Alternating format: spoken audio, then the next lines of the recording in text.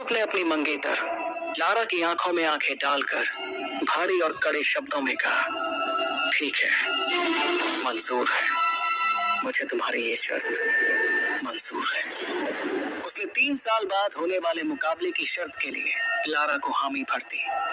ध्रुव के इतना कहते ही लारा ने एक आखिरी बार उसे घूर कर देखा और फिर अपने बॉडीगार्ड्स के साथ शौर्य महल से बाहर जाने लगी।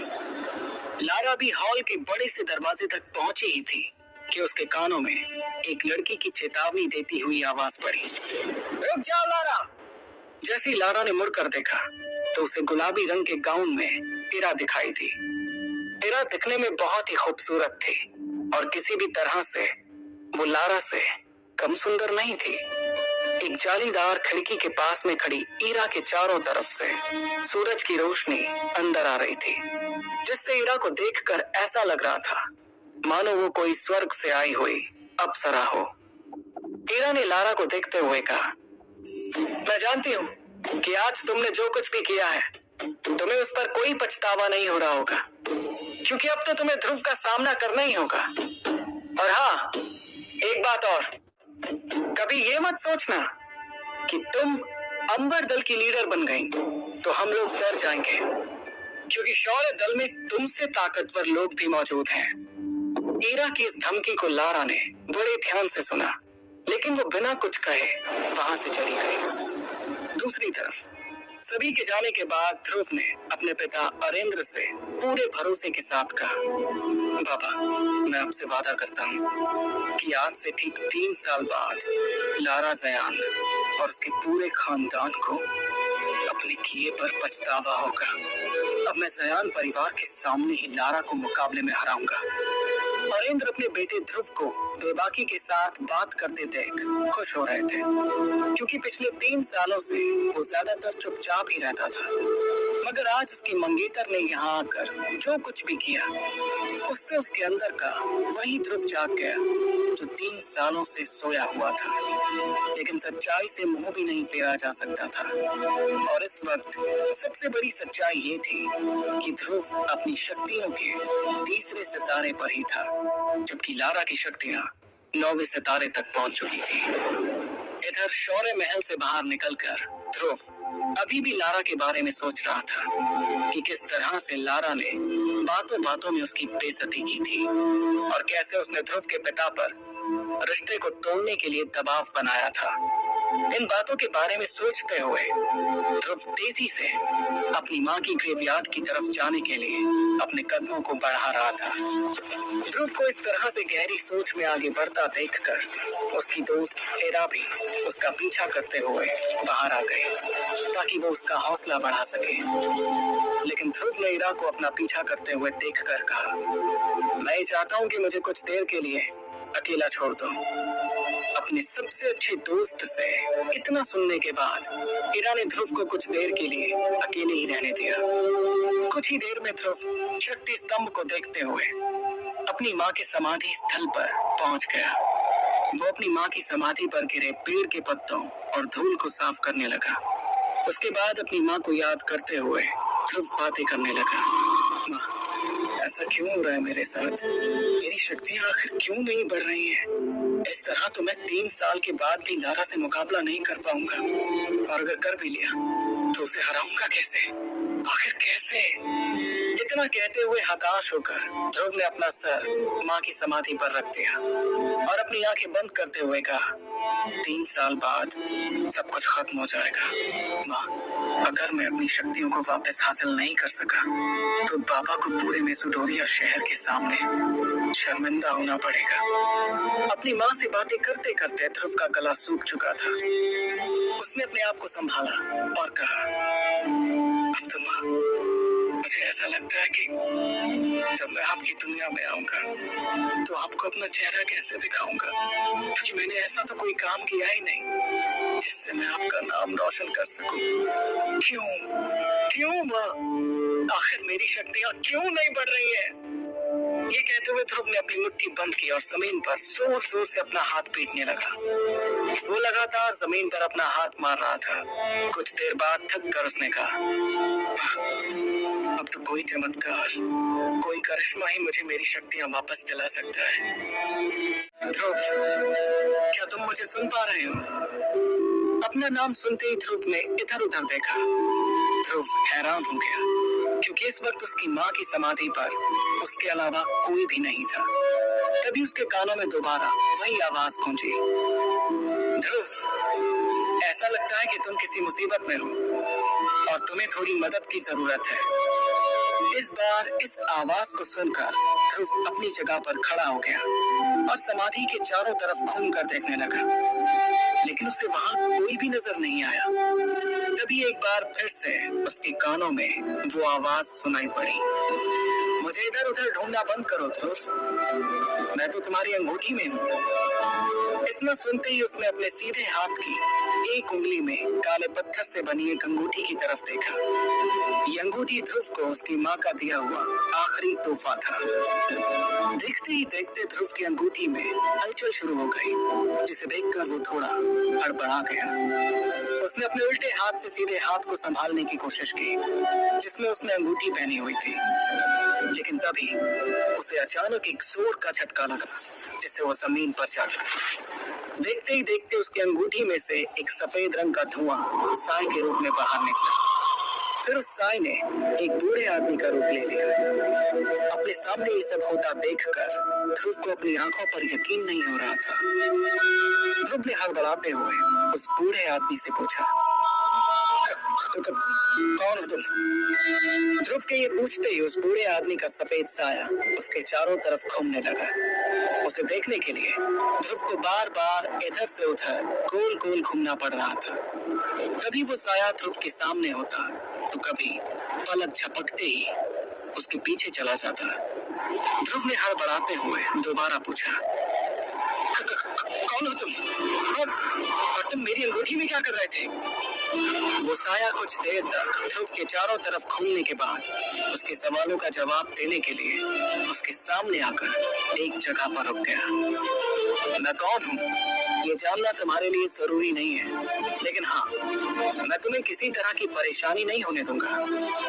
इतना कहते हुए वो साया हंसने लगा और फिर उसने अपनी बात को आगे बढ़ाते हुए कहा, मुझे तो तुम्हारा शुक्रिया अदा करना चाहिए। आखिर तुमने पिछले 3 सालों से मुझे अपनी अंगूठी में संभाल कर रखा और देखो, आज मुझे नींद से जगा दिया।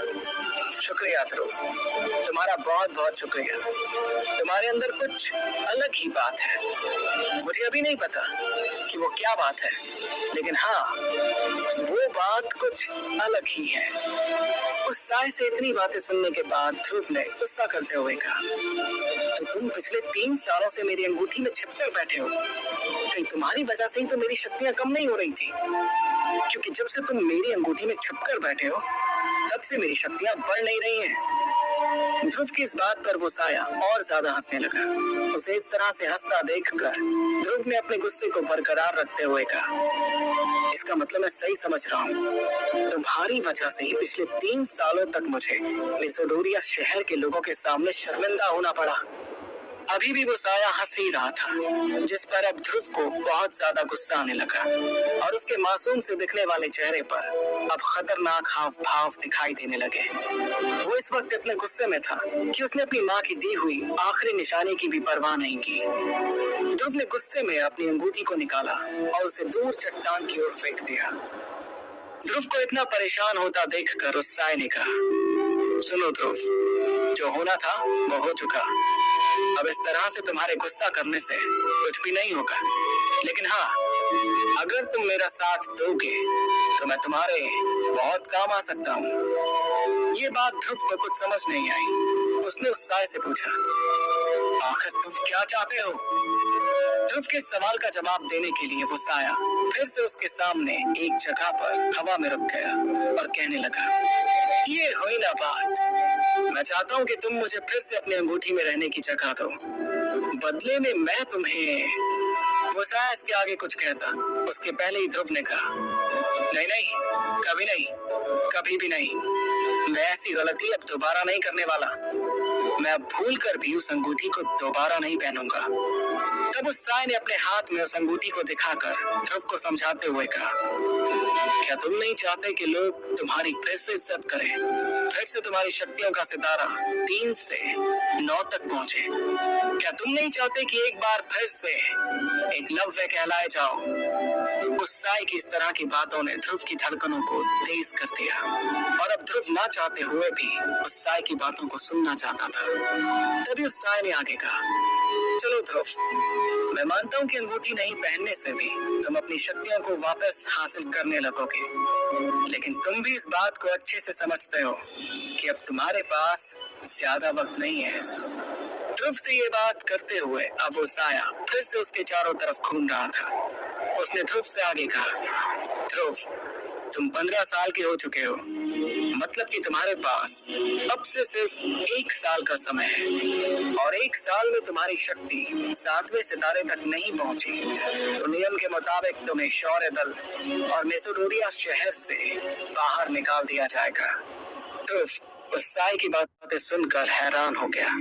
उसने हैरानी के साथ पूछा, लेकिन तुम्हें इन सब के बारे में कैसे पता? मुझे ये कैसे पता, इसके बारे में सोचना छोड़ो और जो कह रहा हूँ उस पर ध्यान दो। अब फिर से ध्रुव उस साय की बातों को ध्यान से सुनने लगा। उसने अपनी बातों को आगे बढ़ाते हुए कहा, और सबसे बड़ी बात, 3 साल बाद तुम्हें अपनी मंगेतर लारा का भी तो सामना करना है। लारा का नाम सुनते ही ध्रुव ने गुस्से में कहा, उसका तो नाम भी मेरे सामने मत लेना। ध्रुव को इस तरह से गुस्सा होते देखकर उस साय ने हंसते हुए कहा, तुम्हारे इस तरह से गुस्सा करने से कुछ नहीं होने वाला। अब तुम्हें अपने सच को स्वीकार कर लेना चाहिए और तुम्हारा सच यही है कि 3 साल बाद तुम्हें अपनी मंगेतर लारा का सामना करना होगा। इस बार ध्रुव ने आगे जाकर उस साय से पूछा, तो क्या करूं मैं? तुम्हें वो करना चाहिए जो मैं कह रहा हूँ। तुम इस अंगूठी को फिर से पहनकर मुझे अपनी जिंदगी में शामिल कर लो, फिर देखो किस तरह से मैं तुम्हारी जिंदगी बदल दूंगा। मैं तुम्हें इतना शक्तिशाली बना दूंगा कि तुम अपने सामने आने वाली हर मुसीबत का सामना हिम्मत से कर पाओगे। और हाँ, डरो मत, इस बार मैं तुम्हारी शक्तियों को नहीं लूंगा। ये बात तुम्हें बाद में समझ आ जाएगी कि अब तक ऐसा क्यों किया मैंने। धीरे धीरे तुम्हें इसका कारण समझ आ जाएगा, लेकिन अब तुम्हें डरने की जरूरत नहीं। ध्रुव को अपनी खोई हुई शक्तियों को वापस हासिल करने का इसके अलावा कोई और दूसरा रास्ता नजर नहीं आ रहा था। तब ध्रुव ने सपाट लहजे में कहा, ठीक है, मैं तैयार हूँ। ध्रुव के इतना कहते ही वो सफेद रंग का साया हंसते हुए उसके पास से बहुत तेजी से निकला। वो उसके चारों तरफ इर्द गिर्द घूमने लगा, जिससे ध्रुव का संतुलन बिगड़ गया और वो एक बार फिर से जमीन पर जा गिरा। तब ध्रुव ने कहा, अरे ये क्या कर रहे हो? मेरे सारे कपड़े खराब कर दिए। जमीन से उठने के बाद ध्रुव ने उससे एक सवाल किया, वैसे तुमने अभी तक मुझे अपना नाम नहीं बताया। मेरा नाम विदुर है, लेकिन तुम मुझे सिर्फ गुरुदेव या फिर आचार्य कहना। ठीक है आचार्य विदुर, तो आप मेरी ट्रेनिंग कब से शुरू करेंगे? विदुर ने कहा, बहुत ही जल्द। तभी अचानक ध्रुव ने विदुर से पूछा, आचार्य, क्या आपको करिश्माई शरबत के बारे में कुछ पता है? विदुर ने तुरंत जवाब देते हुए कहा, मेरे हिसाब से वो दुनिया का सबसे वाहियात किस्म का शरबत है। मैं तुम्हारे लिए खास चीज बनाऊंगा, अमृत धारा। उससे तुम्हें बहुत मदद मिलने वाली है। ध्रुव ने हैरान होते हुए पूछा, क्या कहा? अमृत धारा? ये क्या है और इसके क्या फायदे हैं? ध्रुव के सवालों से परेशान होकर विदुर ने कहा, तुम सवाल बहुत पूछते हो। फिलहाल मैं तुम्हें कुछ जड़ी बूटियां लिख कर दे रहा हूँ, इसका इंतजाम करो। जब अमृत धारा बन जाए तो तुम खुद ही देख लेना कि वो क्या चीज है। और तुम खुद ही बताना मुझे कि अमृत धारा बेहतर है या तुम्हारा वो करिश्माई शरबत। इतना कहते हुए विदुर ने ध्रुव के हाथों में जड़ी बूटियों के नाम लिखकर एक कागज थमा दिया।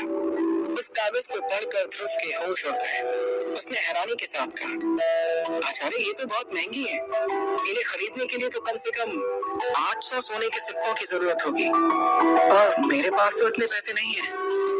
ध्रुव की इस बात पर विदुर ने सपाट लहजे में कहा, ये तुम्हारी परेशानी है कि तुम इतने सोने के सिक्कों का इंतजाम कैसे करोगे। अभी तो मैंने तुमसे सबसे कम कीमत वाली चीजें लाने को कहा है और तुम अभी से मुझे अपनी परेशानियां बताने लगे। 800 सोने के सिक्कों का इंतजाम कैसे होगा ये तुम जानो। जब तुम्हें पता चलेगा ना कि मेरे अमृत धारा की मार्कस में क्या कीमत है तो तुम्हारे होश उड़ जाएंगे। फिर तुम्हें समझ आएगा कि तुम्हारे हाथ कौन सा खजाना लगा है। ये बात चल ही रही थी कि ध्रुव को ऐसा लगा कि कोई उनकी ओर आ रहा है। इस आहट को सुनकर विदुर ने जल्दबाजी में कहा, मैं अंगूठी में वापस जा रहा हूँ, तुम इस अंगूठी को पहन लेना और हाँ, किसी को भी मेरे बारे में मत बताना, समझे। इतना कहते हुए विदुर ध्रुव की अंगूठी में जाकर गायब हो गए। आगे की कहानी जानने के लिए सुनते रहिए सुपर योद्धा।